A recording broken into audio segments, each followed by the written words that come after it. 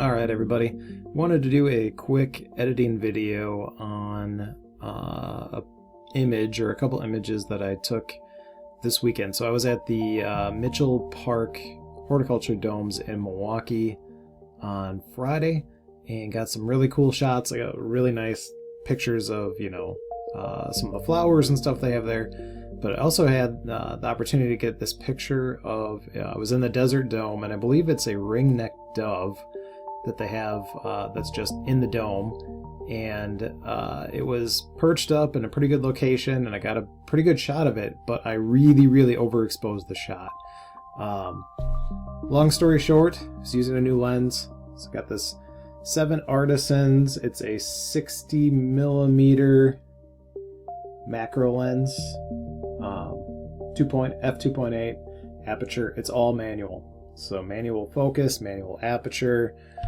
It's a pretty cool budget macro setup. I think I picked it up for less than $200, $180 I think, or something like that. And the reason why I picked it up, actually, I want to do a little bit more macro. I started doing some of that this past year and really enjoyed that type of photography, but also wanted to pick up a budget macro lens to scan some film negatives. So I mentioned I was going to do a little bit more film this year. I'm going to try it, see how it goes. But one of the things about using film is you probably want to scan your negatives into a digital image that you can edit. And you can do that with a macro lens. So this one was recommended as a good budget macro lens that you could do some negative scanning with. So I'll play around with that in the future, but I wanted just to test it out purely as a macro lens to start. And since I was going to the horticulture domes in Milwaukee, I thought it'd be a great opportunity to give it a good test and see what it's capable of.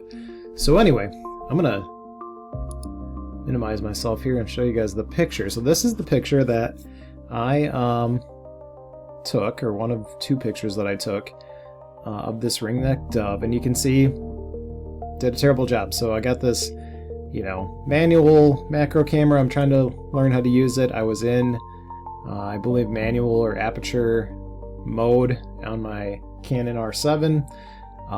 This was one of the first few shots that I took with the camera and the lens together, and you can see as I thought this turned out a heck of a lot better than it did, even looking at it in the view screen. So the focus was, the focus was good, because the one thing the R7 has is it has focus peaking, so I could definitely tell everything was pretty well in focus. However, I didn't check the exposure, and I should have done that after taking the first picture. I didn't. It was kind of one of those rookie mistakes using a new lens, just not familiar with it, and not understanding, kind of the exposure settings. So that being said, the question is, can I save this image? And that's what I wanted to walk everybody through today, and just do a quick video on editing this image, or I might do 2 of them, because there was 2 back-to-back here that turned out pretty good. So I want to go through, see if I can save these images. I'll take you through kind of how I edit photos in general, but here's what I'm going to do to start. So generally speaking, I kind of, after I finish culling my images, so determining what images I want to keep, I will then usually load them up into, I have Topaz Photo AI, so I like to use that tool for denoising. I think it does a really good job at denoising images. It can also do some other, it's got some neato AI photo features. Sometimes I use them, sometimes I don't. Sometimes the upscale feature can be useful. Sometimes it makes it look kind of phony. So you got to kind of play around with the settings, and you can, it has certain features that work okay from time to time. You got to be careful with any of the AI tools that exist out there today if you're trying to keep your images, in their likeness. If you some of the newer tools that are coming out, they really do a lot of modifications to images. And depending on what you're trying to do, that might be okay with you. I try to always keep my images represented as the images I took with the camera as much as possible. I don't like things that are manipulated beyond just, you know, cleaning the image up a little bit if it's noisy or distorted a little bit. Maybe doing some upscaling if I cropped in heavily or something like along those lines. But that's about what I use that tool for. But I'm going to take it through that and see if we can't denoise this and clean it up a little bit to start. So this is just Lightroom Classic that I have open right now. But I'm going to jump over to Topaz Photo AI instead. So this is Topaz Photo AI. Go ahead and browse for the image. Find it here.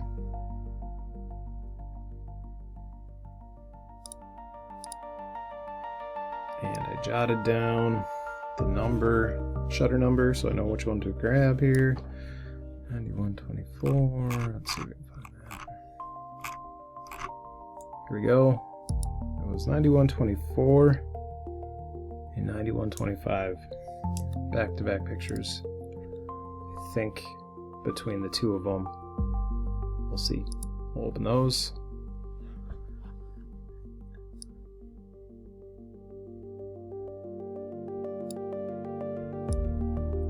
Just put myself right here for now. Okay, so Topaz Photo, you can see they kind of like zoom in right away. It's like really zoomed into the subject here. And you can see that I got a little bit of message, but what I tend to do, I don't really care about the messages here. Raw denoise is kind of part of what it does. I usually put it in autopilot mode.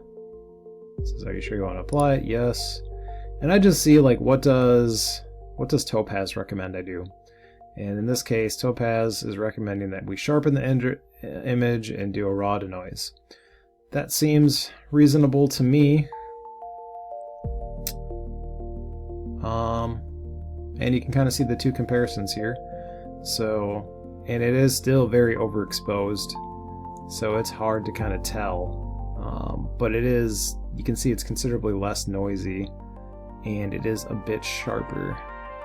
So this is where I'm going to start. I'm going to start by selecting these two images. Select this one, and actually I'll click on the other one right away, which this one too is probably going to recommend the same thing. So let's see. Oh, I didn't want to apply autopilot on that one either. So the same thing here, it's just going to sharpen it and do a raw denoise, which is great. So I got two images selected, let's export them. I'm just going to export them to my desktop for now, that's fine. I am going to save them as DNG files though. That's more of like that's a better quality, more of like a raw format that we can do a little bit more with in Lightroom. So a lot better than a JPEG, so we'll export them in a DNG format. And then let's go ahead and do this. Save those to the desktop.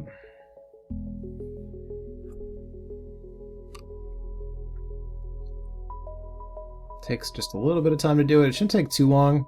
If I was upscaling or doing some of the other like really intense AI features that Topaz has, that it would take much longer. Because I'm just doing some very minor sharpening and denoising, it doesn't take too long. But you can see it does change the image size considerably. You know, we're going from a 40 megabyte raw file to, you know, 120 meg essentially. But that's all good. We got that. So now we can work with these in Lightroom. So I'm going to open up Lightroom again. Lightroom Classic is what I use. Alright, so I found the photos I'm looking for here. These are the ones that I denoised, sharpened with Topaz, so I'm going to go ahead and open these up and import them. We're going to go to Develop, and I'm just going to move myself over here to the side. And we'll go from here. So, here's what we're going to see how well it turns out. You can see after... looks a little bit better already. After just running it through and sharpening and denoising it through Topaz. but you can kind of see that, well, and there's two of them. This one, and then here's the other one. Let's see if there's anything that's significantly different between the two. I mean, I took them like back to back, so I'm guessing they're both going to look about the same. But the one thing I'll do when I'm editing my images to start is, generally speaking, I go and I select the auto mode to start and just see what that looks like. This one, it looks pretty good after doing the auto. So this is a big reason right here why you hear so many people, you know, like professionals, or even just like more advanced amateur photographers. That's why they always say you always have to shoot in RAW. If you're shooting in JPEG, you're probably doing yourself a disservice. I know you can edit a lot of JPEG image in 2026, but RAW really lets you fix your mistakes. You can see, like in this case, I screwed up the exposure. If I just took this in a JPEG image, I'm not so sure that I would have been as easily able to fix it up as I was with shooting RAW here, because now I can get everything corrected by having all the image data available. And we can compare that to this one. So this is the other one that I took. If I autocorrect this one, I think they're probably both pretty similar. I'm just going to look at the detail of the bird mostly. You can see this one looks pretty nice and detailed. If I go back into this one, yeah, I think they're about a horse apiece. I don't see anything too drastically different. Maybe I like this one a little bit better. I don't know. I mean, you could really have to compare them side by side. You might be able to pick up some minor subtleties and which one's just slightly sharper, but you know, they both turned out pretty sharp. And then you have to remember, I'm not going to crop in super heavily on this bird. I like this whole picture. I thought it turned out very nice with having, you know, this cactus like plant. I don't know I'm not the best with identifying these different plants that were in the desert dome at the Mitchell Park horticulture domes, but you know, it's just kind of perched up here. It was in a great spot, it was right in front of me. Grabbed the picture. I thought, this is great. You know, we got a nice, and I believe this is a ring-necked dove. You can't really see the ring on its neck, but based on the research I did, it seems like that's the type of bird that's in the desert dome, in the horticulture domes. So that being said, after I, you know, clean it all up and I apply the auto edits, this is where I kind of really just sort of play with the editing myself a little bit. You know, sometimes I look at crops, you know, do I want to crop it? And when I say crop it, usually if I'm cropping it, it's like, do I want to crop it to like an 8 by 10 or a 5 by 7 or a 4 by 6? Or do I want to use this for like a background or something like that, for a, you know, like a computer background? So do I want to make it like a 16 by 9 or something along those lines? In this case, I actually don't want to do that. 8 by 10.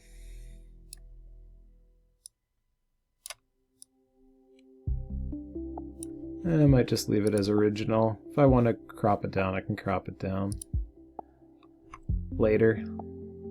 I think it's fine for now. But back in the actual settings,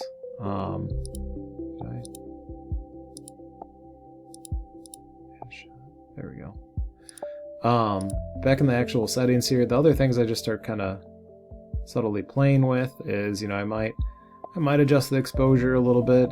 In this case, I really overexposed, so I'm less concerned about, and it looks like we've reduced the exposure almost by full stop. I might take it down a little bit more. Contrast. Just nick that up a little bit. Whites and blacks, I'm okay with where we have all this stuff set here. I do tend to play around with the texture a little bit. And you can kind of just, you know, some of this stuff you just kind of play with and you can just determine, you know, this obviously is making it very soft. If I apply too much texture, it's going to get kind of grainy. Sometimes I just like giving it just a subtle amount more texture.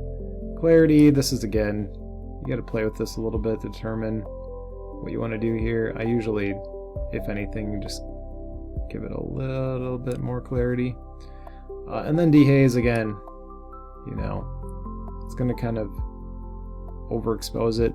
If you go that way, if you go this way, you're going to, you know, kind of darken it up too much. So sometimes I don't even really mess with dehaze too much. I'm just going to leave that at 0. Vibrance and saturation, they're about normally where I set them.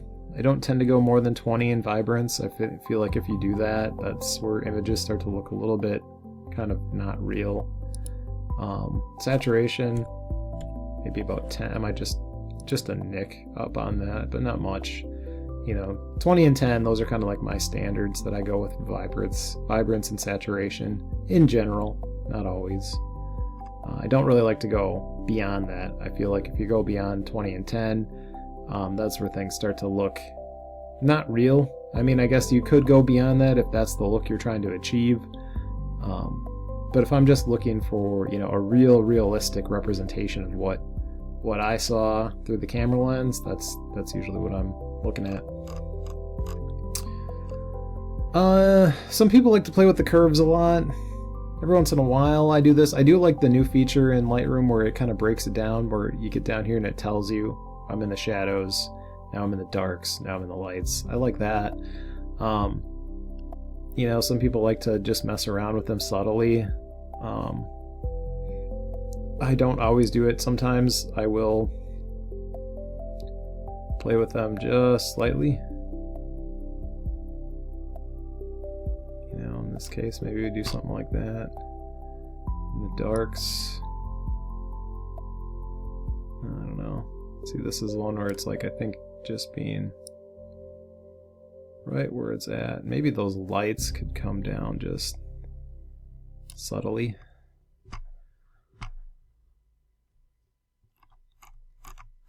I don't see anything, so this is like all the color mixer. I don't tend to mess around with the color mixer too much unless something is really, really off in the color and I need to like pull out the color or something.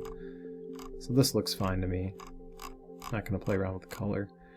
I can further denoise this if I'd like. I think the denoise is pretty good, but you can, you know, run it through the denoise function here and it should, I guess, denoise it even slightly more than it is, but you can see it's pretty clear already.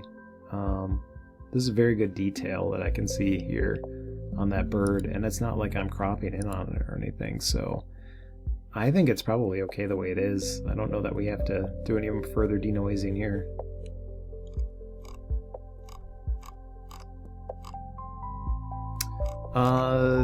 The rest of this stuff I don't really mess with too much usually. The last thing that I tend to do a little bit of is like if I want to add like a vignette or something like that, you know, sometimes it's kind of nice to have like a subtle vignette. That's kind of nice.